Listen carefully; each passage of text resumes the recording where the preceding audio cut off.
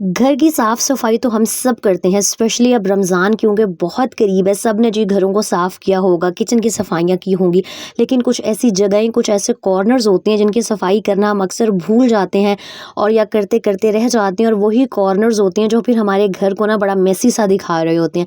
तो आज के इस प्रोडक्टिव से व्लॉग में अपनी प्रोडक्टिव रूटीन शेयर करूंगी आपके साथ। कुछ मज़ेदार सी, आसान सी रमज़ानुल मुबारक के हवाले से टिप्स शेयर करूंगी।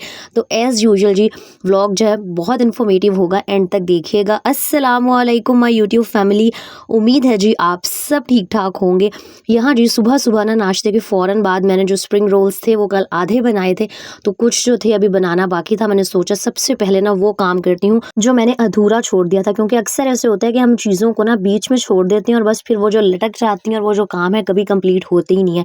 और यहाँ आपके साथ एक टिप भी शेयर कर दूंगी। अगर आप समोसे या रोल की पट्टियाँ लेकर आते हैं ना, तो अगर आप उन्हें खुला ही छोड़ देंगे या सिर्फ शॉपर में रखेंगे तो वो बहुत हार्ड हो जाती हैं, सख्त हो जाती हैं, ख़राब हो जाती हैं। अगर आपने एक दिन छोड़ के स्प्रिंग रोल्स या समोसे बनाने हैं ना, तो आपकी ये जो पट्टियाँ हैं आपने वो जो क्लिंग रैप होता है उसके अंदर अच्छी तरह लपेट के फिर जी इनको रखना है। अगर आपके पास क्लिंग रैप नहीं है ना, तो शॉपर के अंदर आपने 2 शॉपर्स के अंदर इनको पैक करके रखना है, ताकि जो है ना इनके अंदर नमी जो है, मॉइस्चर होता है, ये बरकरार रहे और ये जो हमारी पट्टियाँ हैं ना ये हार्ड और बिल्कुल जो है ना सख्त सी ना हो जाए। क्योंकि अगर पट्टी कॉर्नर से सख्त हो जाए ना, तो फिर वो जो है कॉर्नर्स जो हैं अच्छी तरीके से बंद नहीं होते, और जो हमारे रोल और समोसे हैं ना वो सही तरीके से जो है नहीं तैयार होते हैं।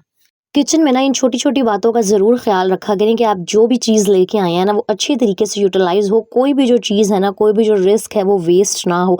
और वैसे तो मैंने कल आपको डिटेल से स्प्रिंग रोल्स की रेसिपी बता दी थी। जिन्होंने वो व्लॉग मिस कर दिया था तो कल वाला व्लॉग देख लें। सारे मैंने स्टेप्स शेयर कर दिए थे। और मुझे ना समोसों की निस्बत रोल्स बनाना बहुत आसान लगता है। और अच्छा, ये ना छोटे-छोटे काम है जो अगर आप रमज़ान से पहले करके रख लेंगी ना, तो जब रोज़ा होगा तो आपकी एनर्जी बचेगी। क्योंकि रोज़े में ना ये छोटे-छोटे जो काम है ये भी बहुत ज़्यादा मुश्किल लग रहे होते हैं। क्योंकि ज़ाहिर सी बात है, घर में अगर आपके छोटे बच्चे हैं, उन्होंने रोज़ा नहीं रखना होगा, ऊपर से गैस की लोड शेडिंग का इतना प्रॉब्लम होना स्टार्ट हो जाता है। तो इंशाल्लाह जो मेरी रोज़े की रूटीन होगी ना, कि मैं सब कुछ किस तरह मैनेज करूँगी वो भी आप लोगों के साथ शेयर करूँगी। आपने मुझे बताना है कि रमज़ानुल मुबारक में ना मैं व्लॉग किस टाइम अपलोड करूँ, सुबह करूँ, इफ्तारी से पहले करूँ, कब करूँ, आप लोग मुझे बताएंगे। और फिर जिसके कॉमेंट्स ज़्यादा होंगे ना कि जी इस टाइम अपलोड करें, उसी टाइम मैं अपलोड कर दूँगी। तो बस यहाँ सबसे पहले मैंने सोचा कि फटाफट ना ये वाला काम निपटा लेती हूँ। उसके बाद मैं कुछ वेजिटेबल्स लेकर आई हुई थी, उनको भी मैंने स्टोर करना था। और वही बात है, एक समझदार औरत ना वही होती है, घर के जो सौदा सलफ होता है, ग्रोसरी होता है, सब्जी हो गई, फल हो गए, लेके सब आ जाते हैं। जो असल सलीका है ना, जो असल समझदारी है वो ये कि जो चीज़ आप लेकर आए हैं ना, उसको आप इस तरीके से स्टोर करें, इस तरीके से ऑर्गेनाइज करें कि आपकी जो कोई भी चीज़ है ना, बस वो ज़ाया नहीं होनी चाहिए। वैसे भी रिस्क जो है ज़ाया करना बहुत ज़्यादा भाई गुनाह मिल रहा होता है। तो अच्छा, कल मैंने ये वाला बॉक्स आपको दिखा दिया था, ये भी फुल जो था ना भरा नहीं था, क्योंकि मैं बहुत ज़्यादा थक गई थी और मुझे बस था कि मैं अपनी कैपेसिटी से ज़्यादा काम ना करूँ। अक्सर हम ख़वातीन क्या करते हैं कि बस काम किए जा रही होती हैं, किए जा रही होती हैं। मुझे लगता है कि बस जब आपको एहसास हो ना कि बस अब जिस्म में हिम्मत नहीं रही, तो काम को छोड़ देना चाहिए। जो काम आप ज़बरदस्ती कर रहे होते हैं ना, एक तो वो अच्छे तरीके से नहीं होता, दूसरा आपको थकावट भी डबल हो रही होती है। अब सुबह-सुबह क्योंकि मैं फ्रेश थी ना, तो यकीन करें अगर मैं कल ये स्प्रिंग रोल्स बनाती ना, वो जो आधे घंटे का काम था मुझसे घंटे में होना था। अब मैंने यहाँ खड़े-खड़े ही ना 15-20 मिनट लगे थे, और ये जो भी मेरे स्प्रिंग रोल्स रिमेनिंग थे मैंने फटाफट से बना लिए थे। और कल भी मैंने आप लोगों के साथ शेयर किया था कि अगर आपने समोसे, रोल्स या कोई भी चीज़ फ्रीज़ करनी है ना, तो बीच में आपने एल्युमिनियम फॉइल हो गई या कोई भी बटर पेपर हो गया, क्लिंग रैप हो गया, ज़रूर लगाना है, वरना ये रोल समोसे जी फिर आपस में चिपक जाते हैं और फिर इनको ना इफ्तारी के टाइम अलग करना बहुत मुश्किल हो रही होती है। अच्छा, एक तो मैंने धनिया स्टोर करने का आपके साथ तरीका शेयर किया हुआ है कि आप वॉश करके, ड्राई करके इसको छोटा-छोटा ना डंडियों समेत कट करके एयर टाइट बॉक्स में टिश्यू में लपेट के रख सकते हैं। और जो दूसरा तरीका है ना, वो ये है कि आपने कोई भी ना शीशे का ग्लास ले लेना है, या छोटी जो जैम की बॉटल्स होती हैं वो ले लेनी है। उसके अंदर आपने पानी जो है वो भर लेना है, आधी आपने इसकी डंडियाँ कट कर देनी है, आधी रहने देनी है।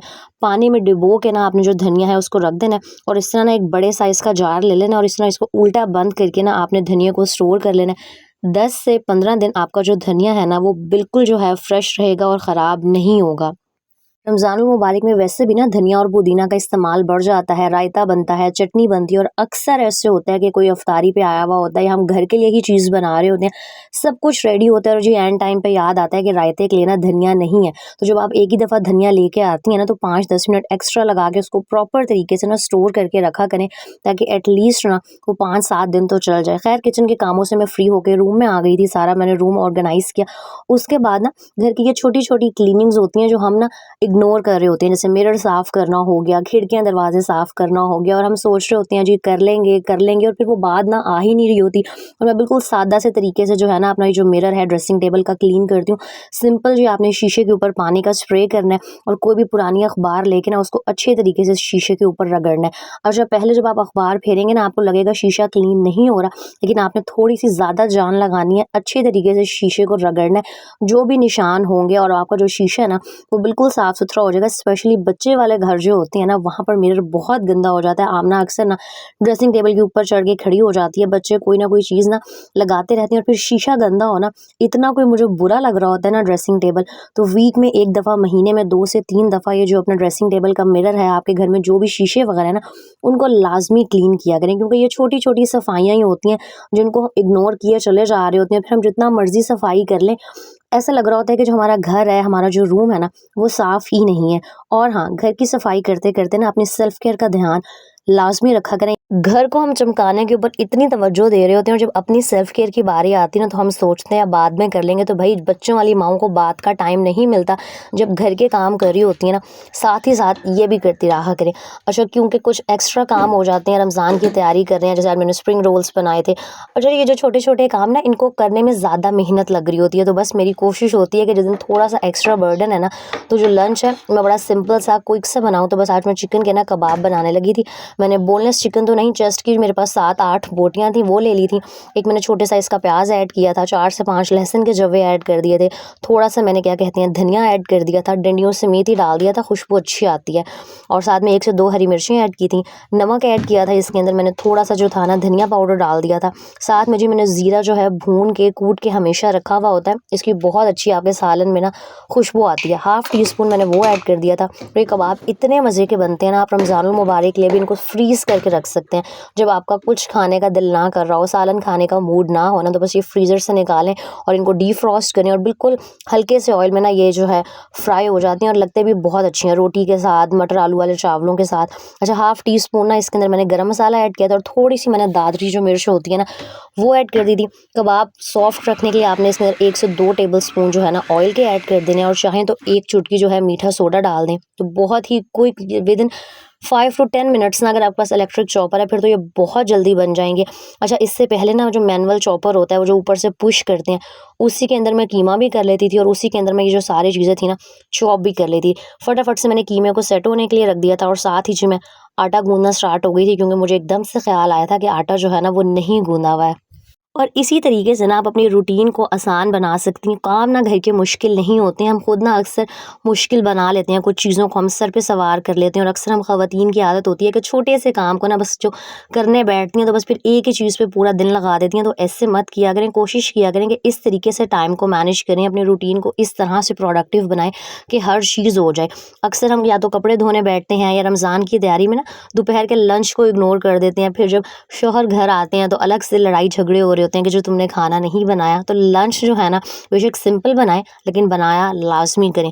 खैर, मैंने वो जो कीमा था ना उसको सेट होने के लिए रखा, आटा भी 15-20 मिनट लगने थे। तो मैंने सोचा ये जो बाहर का लिविंग एरिया है ना, लगे हाथों रमज़ान से पहले इसकी भी क्लीनिंग कर लेती हूँ। अच्छा, ये मैंने फर्शी शीट बिछाई हुई है, वैसे तो मैं डेली इसके ऊपर से झाड़ू मारती हूँ और जी पोछा लगा देती हूँ, लेकिन मैंने सोचा कि इसके ऊपर ना हल्के फुल्के से निशान है, तो आज मैंने सर्फ डाल के ना ये जो कपड़े धोने वाला ब्रश होता है, इसकी हेल्प से इसको अच्छे से रगड़ लिया था। कोई इतनी ज़्यादा मेहनत नहीं लगी थी। अगर आपने भी अपने घर में इस तरह की फर्शी शीट बिछाई हुई है ना, तो यार ये मुझे तो बहुत अच्छी लगी है। इसकी सफाई करना बहुत आसान है। चाहे तो आप सर्फ डाल के महीने बाद झाड़ू फेर के इसको अच्छी तरह रगड़ लें, और बस फिर वाइपर लगाएं, और आपकी जो फर्शी शीट है ना बिल्कुल साफ़ सुथरी हो जाएगी। और ये जो सारे काम है ना, कोशिश करें, क्लीनिंग वाले हो गए, किचन की क्लीनिंग हो गई, घर की क्लीनिंग हो गई, घर ज़्यादा बड़ा है, अब तो वैसे रमज़ान में 1-2 दिन रह गए हैं, कोशिश करें सारे जो या इस तरह के क्लीनिंग वाले मुश्किल काम है ना, जिसमें ज़्यादा आपकी एनर्जी लगती है, रमज़ान से पहले करके आप फ्री हो जाएं, ताकि जो रमज़ान है ना आपका, वो ज़्यादा से ज़्यादा इबादत में गुजरे। क्योंकि रोज़े के साथ ना ये घर के काम करना, स्पेशली इस तरह के डीप क्लीनिंग वाले काम करना, मुझे लगता है कि मुश्किल हो जाते हैं, और ये सारे काम ना इंसान को पहले ही कर लेने चाहिए।